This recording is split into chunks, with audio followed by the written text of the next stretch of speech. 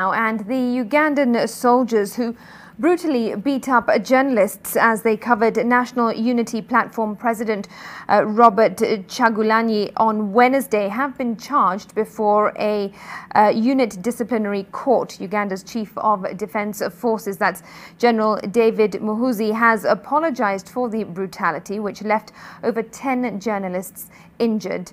NTV's Sudhir Biaruhanga reports that the Editors Guild plans to sue the individual officers for their actions.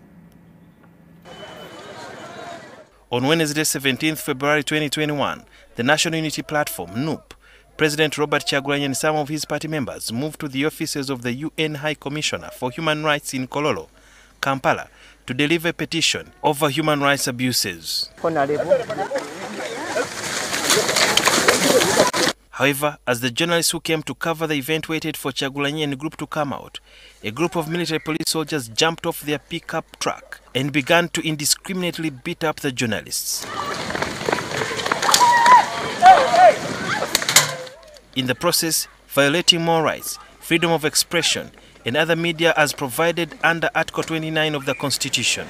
There was no form of protest here or big crowds. Instead, the journalists were standing behind a police cordon near the UN human rights offices. The battered journalists are now nursing wounds. The Chief of Defence Forces, General David Muhoozi, who addressed journalists at the UPDF headquarters in Buya, owned up to the heavy-handedness of the military police officers. That incident is regrettable, and I want to take this opportunity to extend my apologies to those friends of ours who were assaulted. The excesses exhibited were not sanctioned, nor were they justified. The Human Rights Network for Journalists has welcomed the CDF's apology. We are yet to see how far it's going to walk the talk of compensation, but also, most importantly, taking stand action against the errant officers. Appropriate action will therefore be taken against the identifiable culprits.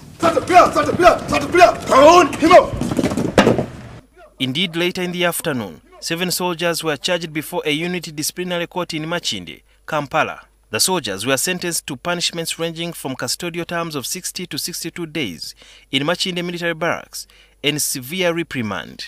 So going forward, we should also be armed with cameras to capture our side of the story, but also to ensure that we can account for the mistakes that may happen.